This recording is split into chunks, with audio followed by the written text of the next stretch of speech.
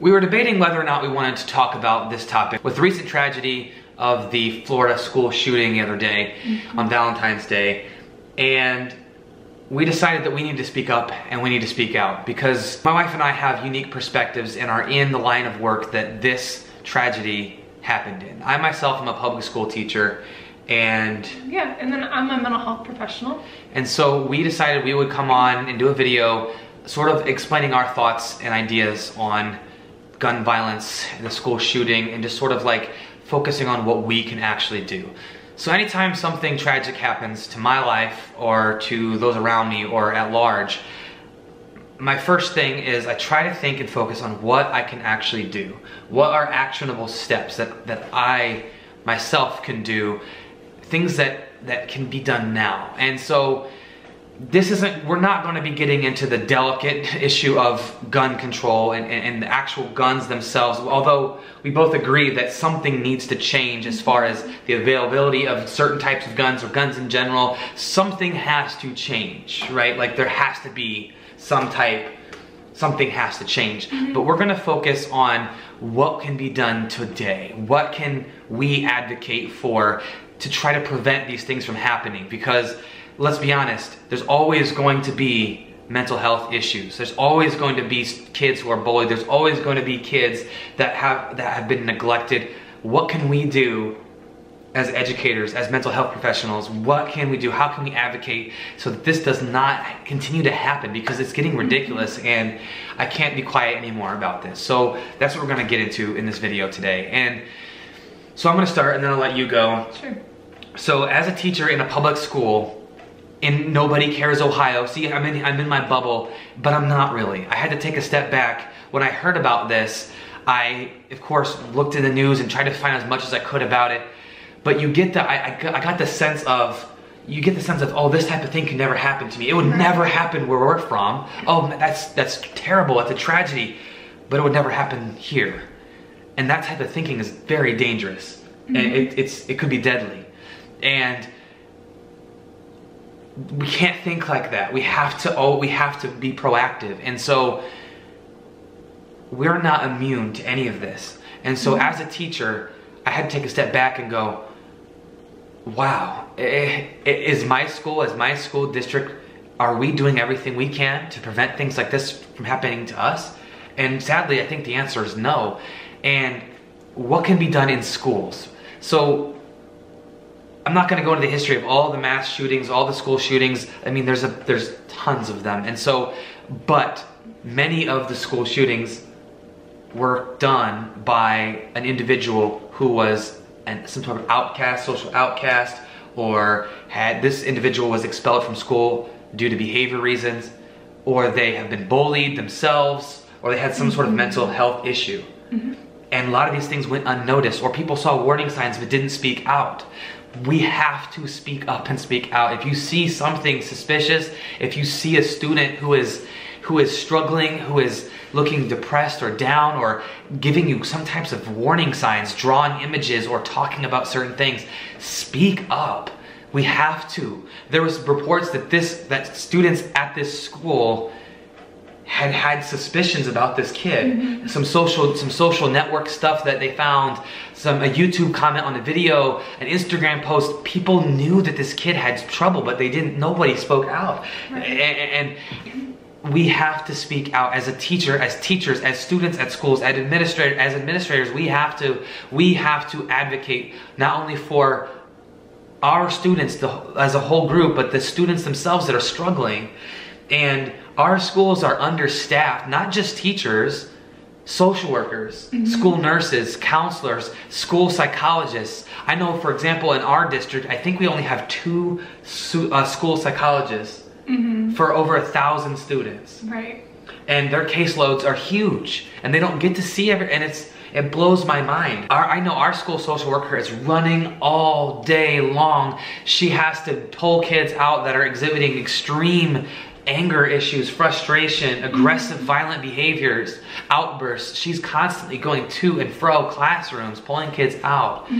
She's not even able to get to her curriculum of She has the social skills curriculum that she's supposed to go in and teach, and she has to do that now at lunch for everyone instead of coming into every classroom individually, because there's so many. She can't do it all by herself. We have one school nurse she's got to do it all. We've got a principal and a building coach and a school nurse and one social worker, and the school psychologist floats around. So you can even see that in your realm of things that's poor student care. It is. We have students in our building that have these emotional needs, these behavioral needs that are being neglected at home, or they have extreme anger or aggressive tendencies or behaviors. They're mental health issues at a very young age, and they're not getting the help that they need because at home they're not getting the help they need, and we don't have enough resources at school to provide for them. So where I come into play is I am a mental health professional at actually a center where there's adults. So often by the time that I see the people that I do, there's been years of like undetected, untreated abuse and mental health. These people have already committed some violent crimes, have already, made some really unfortunate choices that has negatively impacted their life, and it's really, really hard to try to unwork some of what's been done at that point. It can be done, people definitely can be improved and can change, but if we think about how really educating people on mental health, providing resources, maybe some mental health education classes in classrooms and some mandatory screenings, not making it optional, making it mandatory, that I think would just make a huge difference. It would. Mental health has got to be one of the single most avoided topics there is.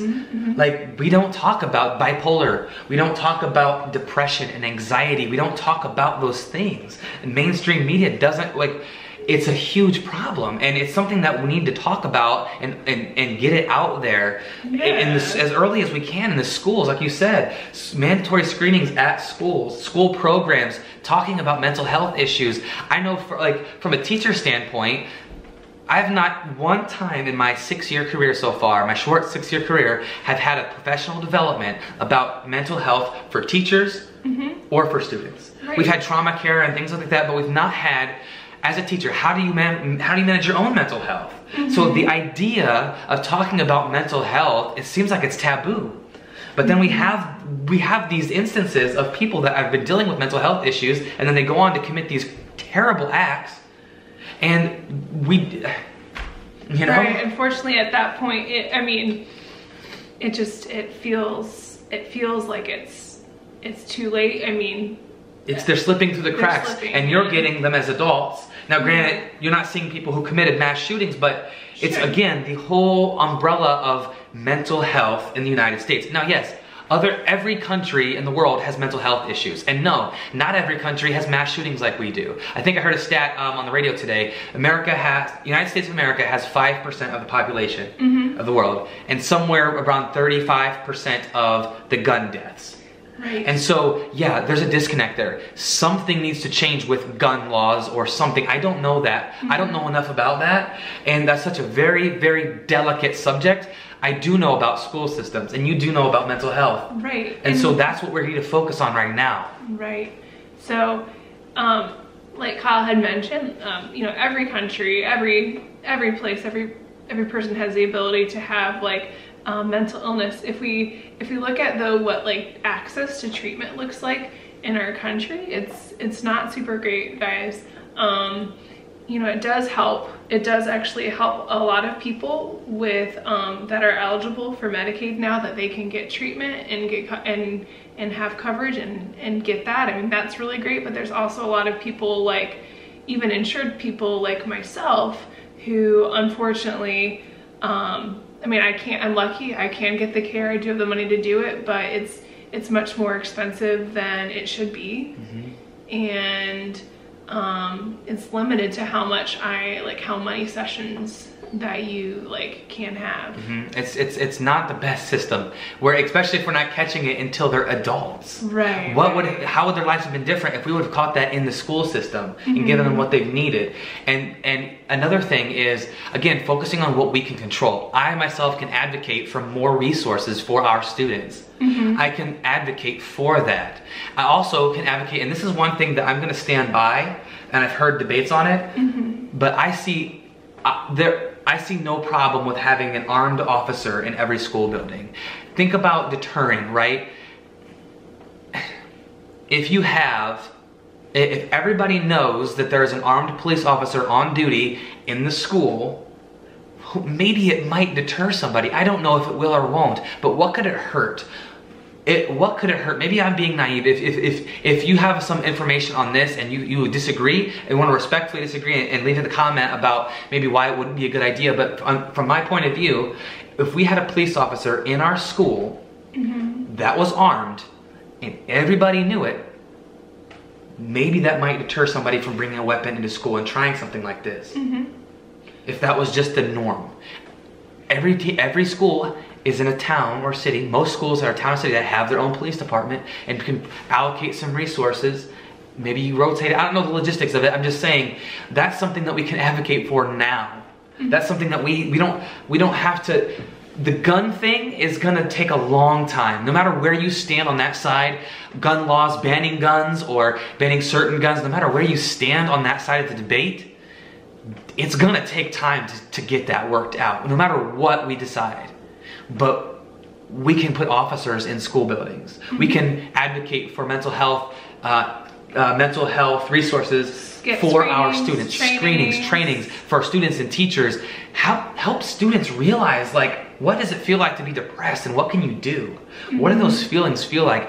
Teach about like self-awareness. Teach about self-awareness and how do we recognize different thought patterns and recognize destructive ways of thinking and I mean, there's so much that we can do, but we're spending all of our time getting our kids for these standardized tests instead of spending time with our kids. Our class sizes are too large. We can't individually know our students and families like we should, and it's just mind-blowing to me.